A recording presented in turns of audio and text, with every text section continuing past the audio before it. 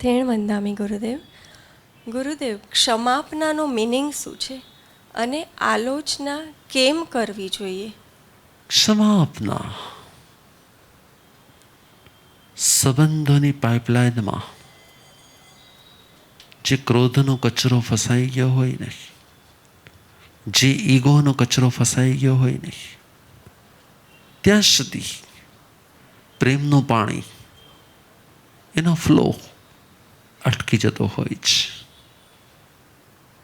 ક્ષમાપના એ કચરાને दूर करवानी प्रोसेस है.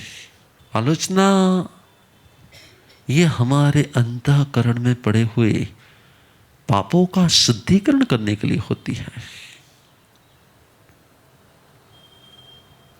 क्षमापना होती है संबंधों का शुद्धिकरण करने के लिए, और आलोचना होती है पापों का शुद्धिकरण करने के लिए. इसीलिए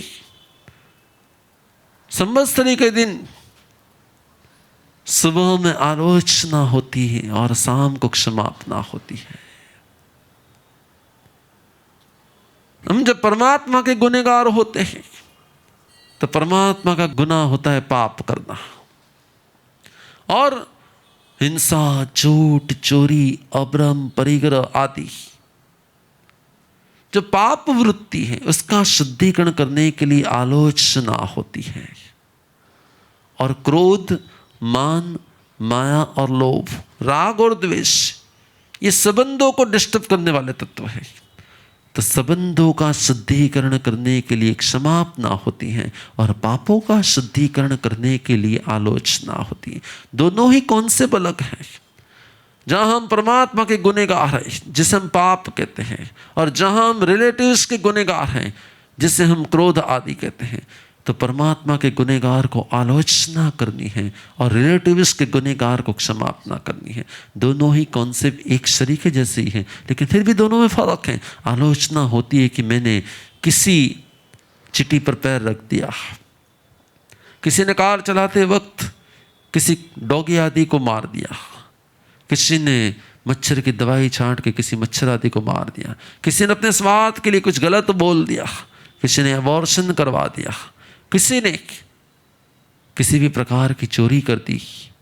तो जो भी 18 प्रकार के पापस्थानक में से जो मेन 5 पाप हैं, उसका शुद्धिकरण करने का उपाय तब शुरू होता है जब उसका अवलोकन किया जाता है, और उस अवलोकन को आलोचना कहा जाता है. पापों के शुद्धिकरण की प्रोसेस वो होती है आलोचना. और संबंधों में जो मनमुटाव वगैरह होते हैं, जो क्रोध आदि होते हैं, जो किसी के साथ अनबन होती है, किसी के प्रति जो द्वेष होता है, किसी के प्रति अंदर में से जो एक घृणा की वृत्ति होती है, इस वृत्ति का शुद्धिकरण करने के लिए क्षमापना होती है. क्षमापना हृदय के भाव से करने पर संवत्सरी का दिन हमारे लिए श्रेष्ठ दिन हो जाता है, और संबंध सुधर जाते हैं, पापों का क्षय हो जाता है, और आत्मा एक अपने आप में आत्मिक आनंद का अनुभव करती है. ओके जी गुरुदेव.